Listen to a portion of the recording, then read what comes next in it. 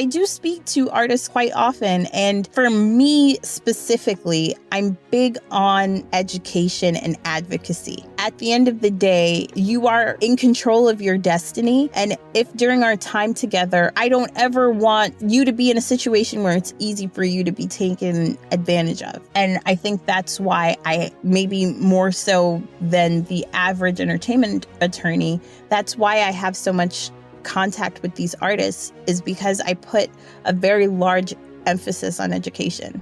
My guest today is entertainment attorney Mimi Camara, whose work with artists like Soulja Boy, Gracie's Corner, and Younging Ace has helped transform rising talent into industry success stories.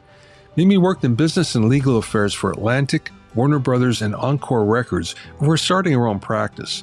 It's focused on helping independent artists build sustainable careers while avoiding costly industry pitfalls. During the interview, we spoke about the prime directive that record label attorneys face, how her previous work at a major label helps her now with indie artists, how a bad label deal can come back to hurt an artist, her take on the music business trends, and much more. I spoke with Mimi from her home outside of New York City. Let's get going. You have a very interesting background, but where I want to start is, since you were in business affairs for a number of major labels, what don't people know about what you did that you wish they knew? Ooh, you are starting off with the really good questions. I think what I would like people to know is that, at least for, and I'm speaking for all the business affairs lawyers in the world, their job is to defend their client, the record label, in the best way possible. And there are a lot of people on the inside that are crafting deals and being strategic to ensure that the label proliferates.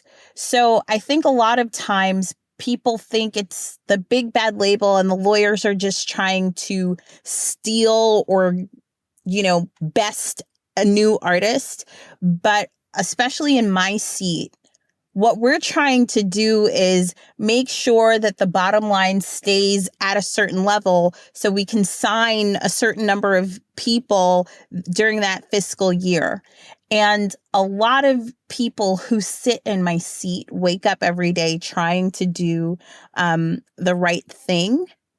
And, their hands are tied. And I do think that this is the reason why I decided to jump ship and be on the artist side, because I feel that because I know what levers to push, what buttons to press, and maybe how to phrase for certain asks to get the best from my client, we're able to arrive at a mutual accord faster. Yeah, you know the inside of what's going on. So I guess that would be an advantage that I think other attorneys wouldn't have. Yeah. Because you're actually, you were there. I was there, and it works on both sides. So in addition to knowing what to ask and how to ask to help, the artists, it's also taking a step back and explaining exactly why things can't be done to ensure that on both sides, nobody feels that they're getting taken advantage of. What and how people get taken advantage of is when essentially people are being lazy and people are afraid to ask because they think that it's a template, it's a way of doing things.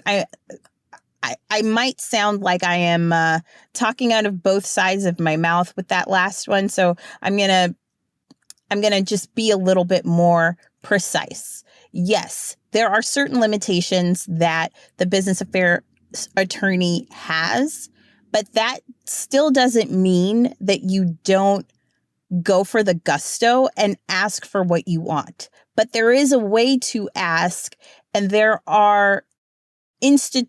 is institutional knowledge that certain people possess that allows you to get more at the bargaining table. I hope that makes sense. Yeah, it does.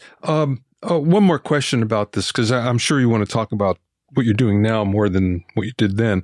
But I'm just curious, how busy were you? Like, was your whole day just, filled with label deals? Yes. So it's not just signing the artist. Once the artist is a part of your roster, you are now the Robin to that specific artist management team. And there's a lot to do day to day marketing wise to ensure visibility and to just make sure that the artist train stays on track. So I might have to handle signings for 4 people in one day, but I have to review the music videos. I have to negotiate the label side of the brand deal. I have to get on the phone and argue with the artist lawyer about why it's important for this act to release a mixtape and maybe not necessarily LP1. But there is a whole bevy of issues that come up day to day. So it's not really a 9 to 5. Wow. Okay. Yeah, for some reason, I thought it was more like that. It was pretty cut and dried, but it doesn't sound like it at all. It sounds like you're constantly working And managing relationships. I think the business affairs position is very strange because it's unsexy. You're just the lawyer. You're just behind the paperwork.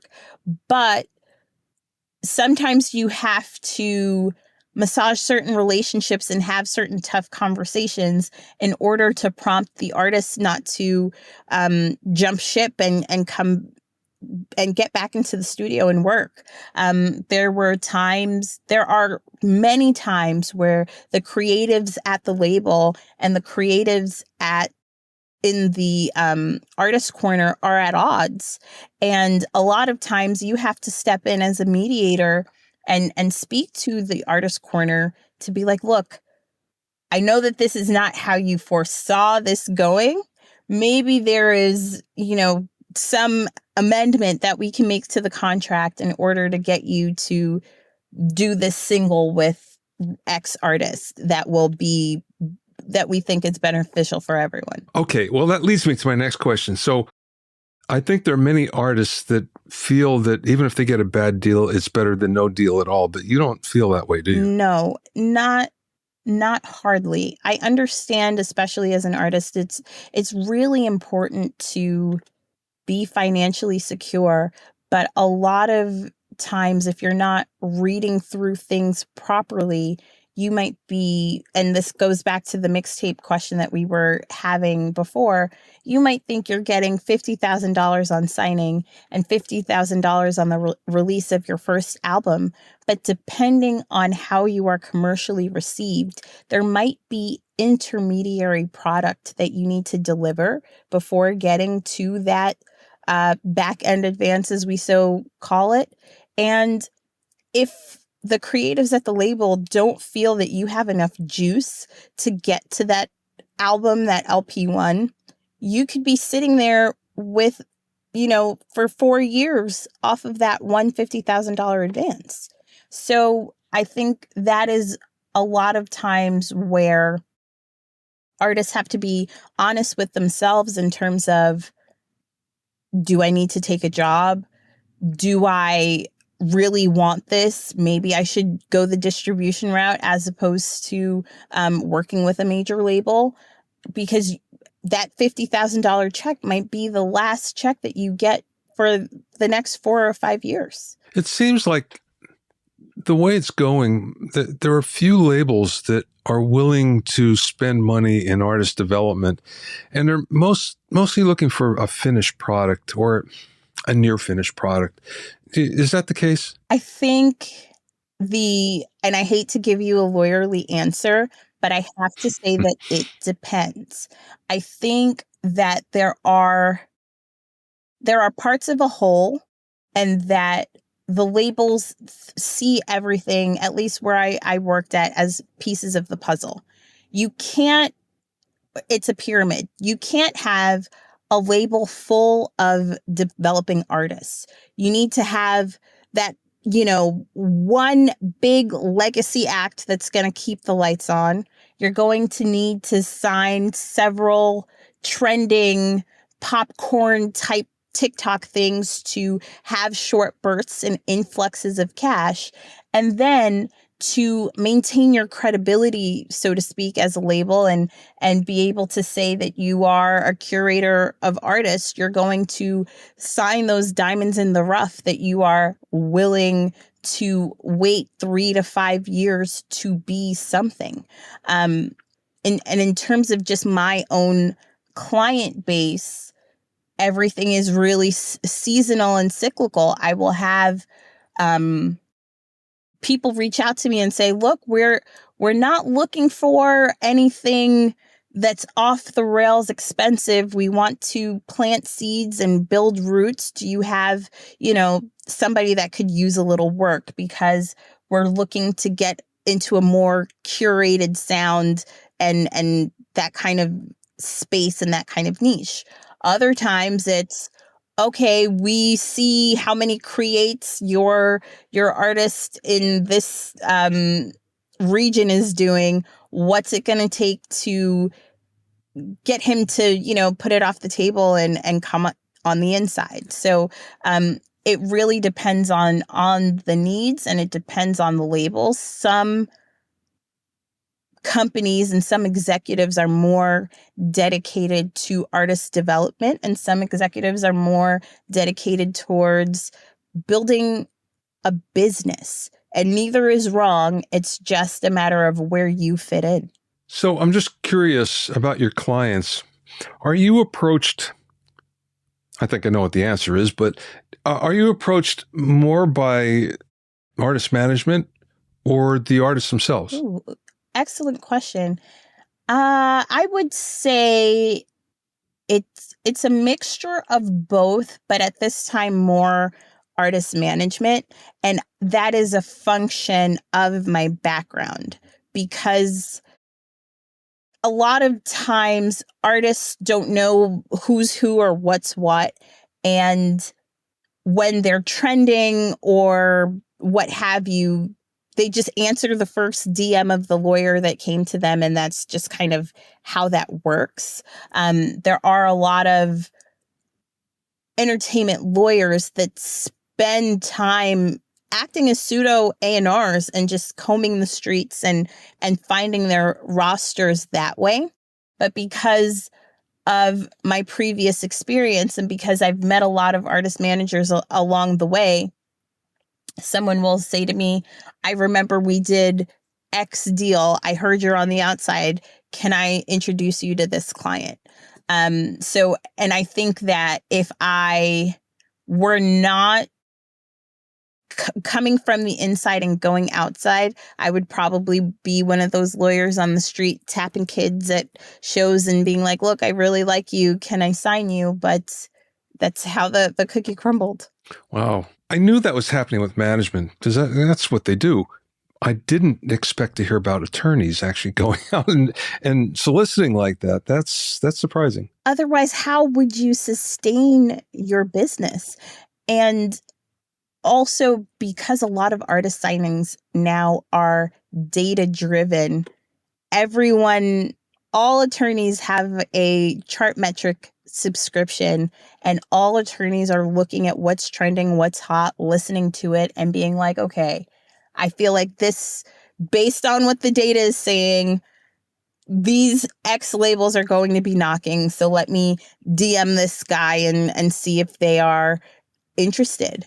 And the thing about artist management, reaching out and putting an attorney with an artist, it's a very tricky thing, and it's a very fine line, because at least for me, what I pride myself on is being unbossed and unbought. I want you to know that if you're doing business with me, it's because I love you, I respect you, and I'm here to work for you and only you. So there are sometimes situations where artist managers will put certain lawyers in front of people because they want to control both sides of the board and they want to make sure that they don't get fired.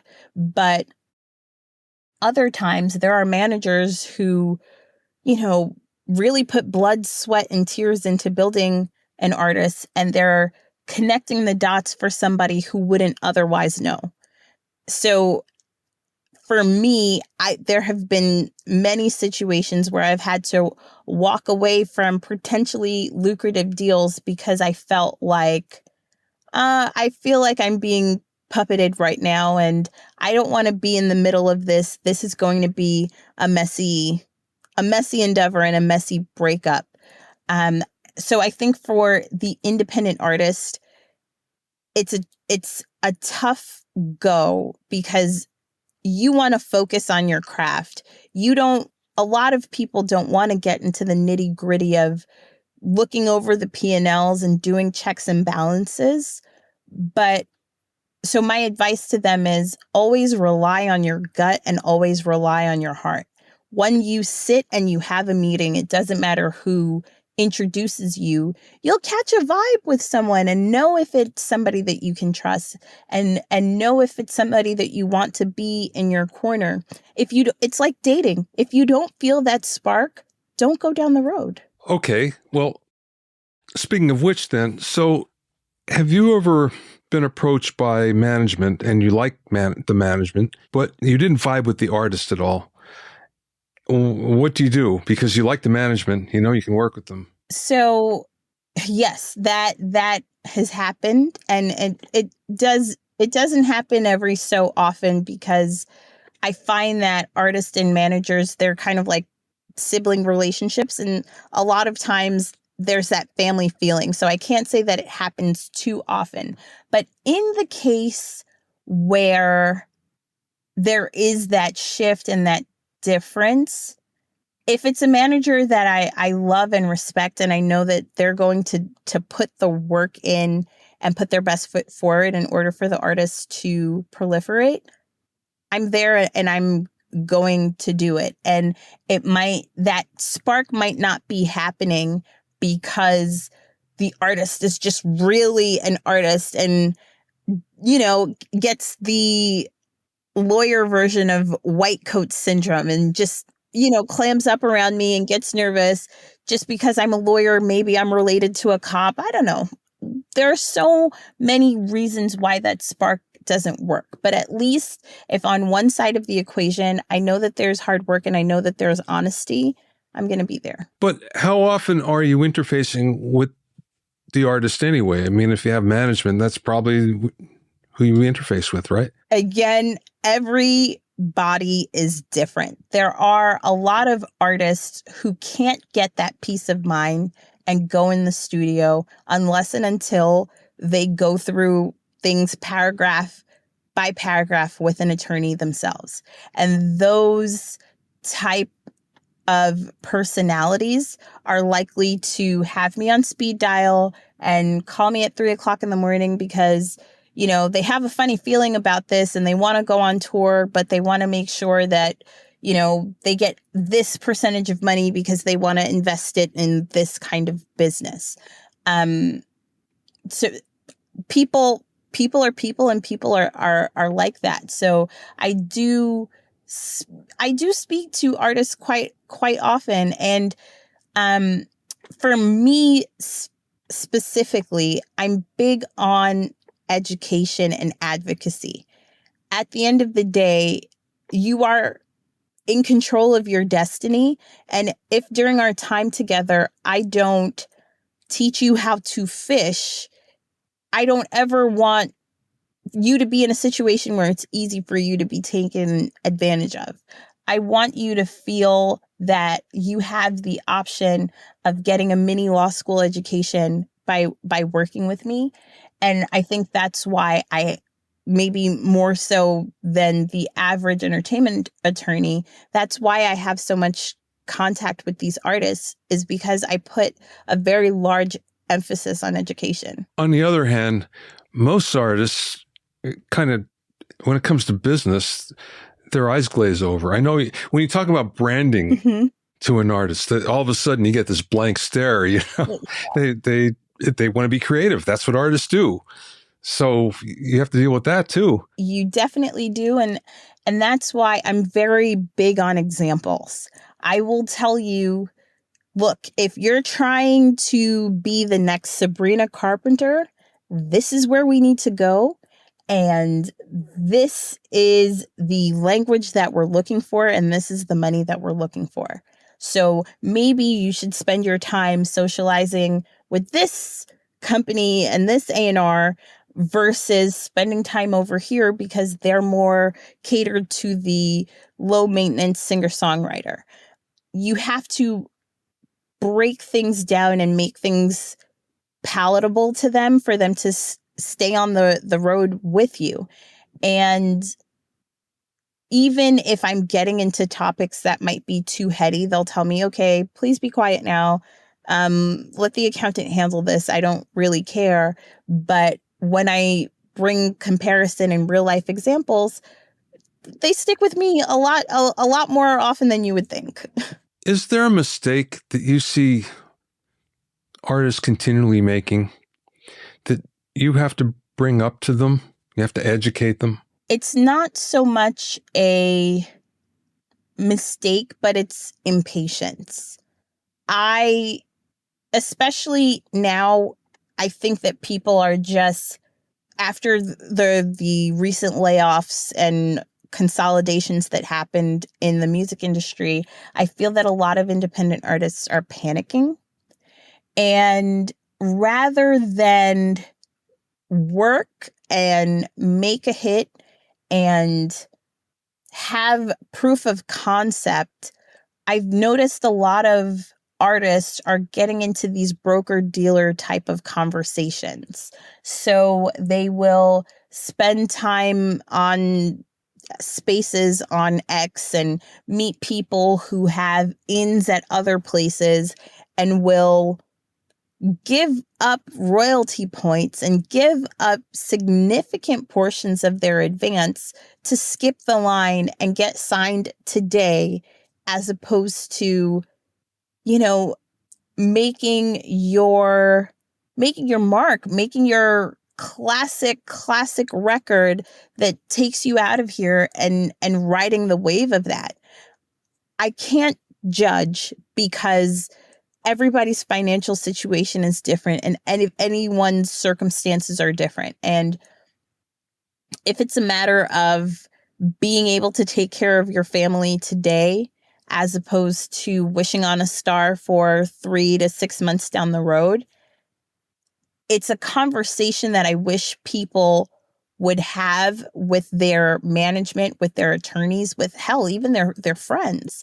But they're just signing whatever paperwork is put in front of them because people will say, oh, I'll call Sony tomorrow and get you a $350,000 advance. Just sign right here to make sure I get paid, 15% for the next 5 years as your broker, and we'll do it. And people will do that. And after they get the 85%, then they have to give their management 20%, then they have to give their lawyer 5%. And was that worth, skipping the line for 90 days? A lot of times, no. Yeah. How much time do you spend on copyright? From the standpoint that almost every song, if you look at it, has been done in one way, shape, or form before, because there's only so many things that our Western musical tastes like. That's right. So how much time do you spend on that? That is a good question. I would say a third of my day.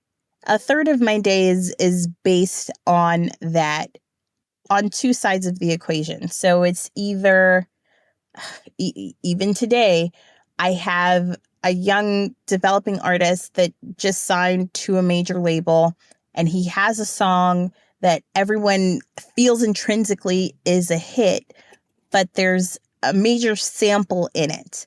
And a lot of the times it's, well, who do you know who can track this person down so we can fast track this and put it out because I teased it even though I didn't have sample clearance and it already has 5,000 creates. So that side of the copyright ball is something that I deal with often, and I'm on the phone a lot. Like, okay, nobody has seen X artist since 2006. He was last seen in Jacksonville. Can you call his mom and get him to call Danny Zook and sign the memo so we can drop this legally?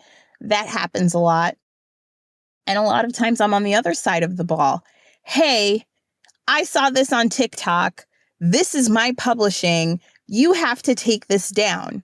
And then I go to take it down and, oh, but I don't have $50,000. And somebody from this label said that I was going to be signed. Can I please keep it up and just pay you when I get signed? So I do a lot of those negotiations as well. And in terms of just advice on how to get through that, make a good song. I've seen, copyright holders who are big names and heavyweights in the industry look the other way for, gratuitous takings when the song is really good, because at the end of the day, everyone is an artist and you want to honor and respect the work. And if the original underlying composition owner feels that you're extending their lifespan by another 20 or so years because this is the next hit, hey, I'll charge you X amount. You just have to credit me as a feature artist so I can get Sound Exchange royalties. And instead of taking all of your publishing because you did this, I'll only take 75%. But yeah, these are the nature of the conversations that I have. Let's talk about songwriting for a second. So when I grew up in the business, it was mostly one person, maybe two people that were writing a song. And now you go and you see some songs where there are a dozen or more songwriters. And I've always looked at it as, well, anybody that's in the room while the song is being created is getting credit, and it's more of a cover your ass thing than anything else. Is that true? I feel like that's a very Nashville specific way of doing it. Because in these New York streets and these LA streets, I find that songwriters really have to dig in their heels and get their credits. But when I'm representing folks in Nashville, I do find it's very democratic in that way. If you're in the room, you contributed to the vibe. We're going to split everything equally and be on our merry way. But I don't know what it is about the sentiment in New York, LA, Miami. It becomes a long, drawn out conversation. I am knee deep in a song that was written in 2018, and the splits have still not been finalized because they're trying to decide how much writing credit the session drummer should get because he just reworked a lyric and the cadence, and he feels like he should be in on pub, and everyone's just so offended. But if we were in Nashville, we wouldn't have had that conversation. Yeah. And one of the problems when you have so many writers is that when it comes to any kind of syncs later on, that it's really difficult to track everybody down, and they all have their own publishing companies. That's and right. Wow, clearances get really hard. They really do. And that is why a lot of the times the bigger artist will put language and ask for language in the songwriting agreement that they control approvals for situations like this.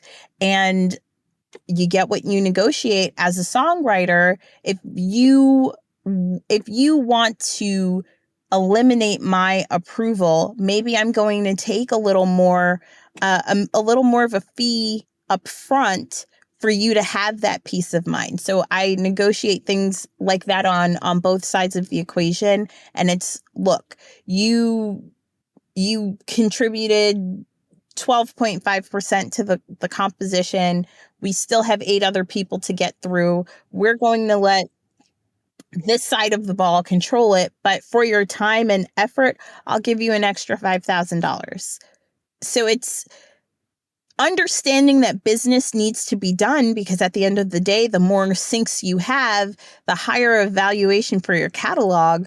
But you shouldn't walk away empty-handed. Mimi, what trends are you seeing in the business today? And I mean, a big one is what's going to happen with TikTok. Is it going to stick around, or is it going to be, a platform of note in the future? What do you see? I am so confused by this TikTok stuff. I have a TikTok account, but I don't know how to use it. I'm confident that TikTok will proliferate. It'll be continued to be used as an A&R research tool.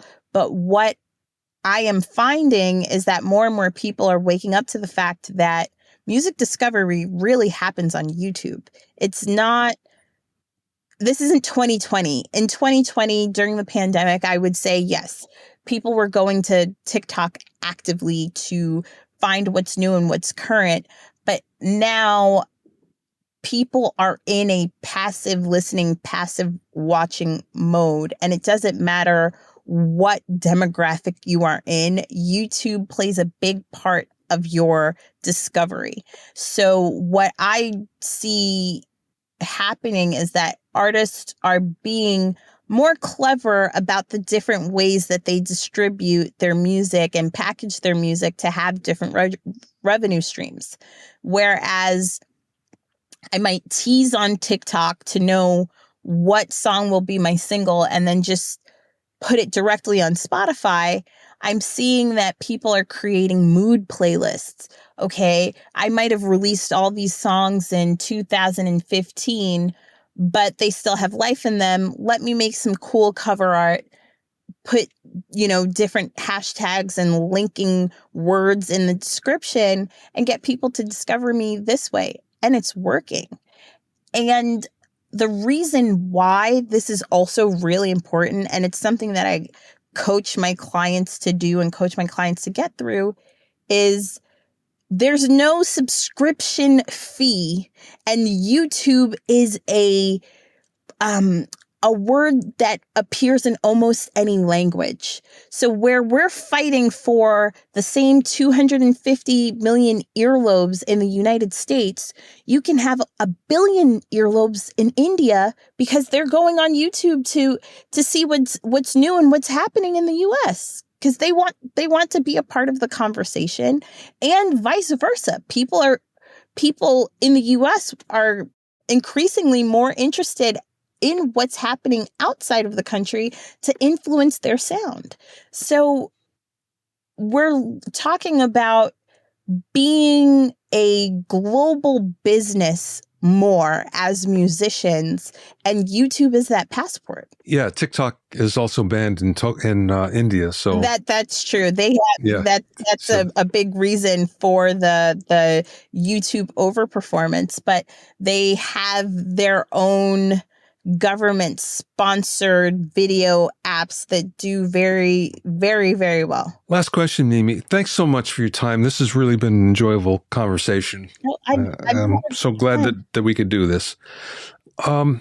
What's the best piece of advice that maybe somebody imparted to you, or maybe you learned along the way? No man is an island. I think that's true in more ways than one. And sometimes telling people your plans and confiding in people will help you more than hurt you. And the more advice you seek and support you seek, you'll be able to get it, because closed mouths don't get fed. I know there are a lot of proverbs in that, but I want to impart that people should not continue working in isolation. The more you speak up and speak out, the more support you'll get. That's excellent. It's a good place to stop. Mimi, thank you so much. Thank you for having me. This is great. Thanks for listening and being in my inner circle. Remember, if you have any questions or comments, you can send them to questions@bobbyowsinski.com. You can also learn all about the latest in music, audio, and production news, and find out about openings for my latest online classes at bobbyowsinski.com. This is Bobby Owsinski. I'll see you next time.